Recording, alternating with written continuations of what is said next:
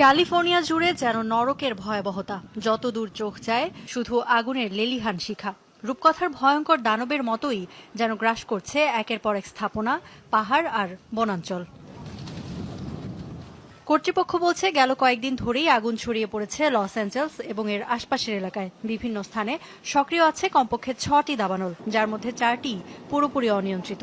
তীব্র বাতাস ও শুষ্ক আবহাওয়ার কারণে ক্রমেই আরও ছড়াচ্ছে দাবানল। সবচেয়ে ভয়াবহ অবস্থা প্যাসিফিক প্যালিসেডসের। এরই মধ্যে পুড়ে গেছে অঞ্চলটির 64 বর্গ কিলোমিটার এলাকা। আগুন ছড়িয়েছে হলিউড হিলসেও। প্রাণ বাঁচাতে ছুটছেন বাসিন্দারা। তৈরি হয়েছে চরম বিশৃঙ্খলা। পুড়ে গেছে Paris Hilton, Adam ব্রডি, lighten mister সহ বহু তারকার বাড়ি। পুড়েছে ভাইস প্রেসিডেন্ট কমালা হ্যারিসের লস অ্যাঞ্জেলসের বাড়িও। কর্তৃপক্ষ বলছে যেভাবে ছড়াচ্ছে তাতে খুব দ্রুত থামানো সম্ভব হবে না আগুন। তীব্রতা এতই বেশি যে মাত্র 12 মিনিটে আগুন ছড়িয়েছে 200 একর জমিতে। পরিস্থিতি আরও খারাপ হচ্ছে। এরই মধ্যে তো অনেককে সরিয়ে নেওয়া হয়েছে নিরাপদ অঞ্চলে। রাতে আরও অনেক এলাকা খালি করার নির্দেশ আসতে পারে। সবাই প্রস্তুত থাকুন এবং নির্দেশ পেলে দ্রুত অঞ্চল পরিত্যাগ করুন।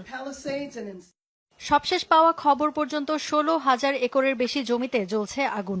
নিয়ন্ত্রণে কাজ করছে ফায়ার সার্ভিসের বেশ কয়েকটি ইউনিট। তবে শুষ্ক আবহাওয়া ও বাতাসের তীব্রতায় আগুন নিয়ন্ত্রণে হিমশিম খাচ্ছে ফায়ার সার্ভিসের কর্মীরা। বিমান থেকে ছেটানো হচ্ছে রাসায়নিক। আবহাওয়া দফতর জানিয়েছে আরও বাড়বে বাতাসের তীব্রতা, ফলে আরও কঠিন হয়ে পড়বে নিয়ন্ত্রণ কাজ।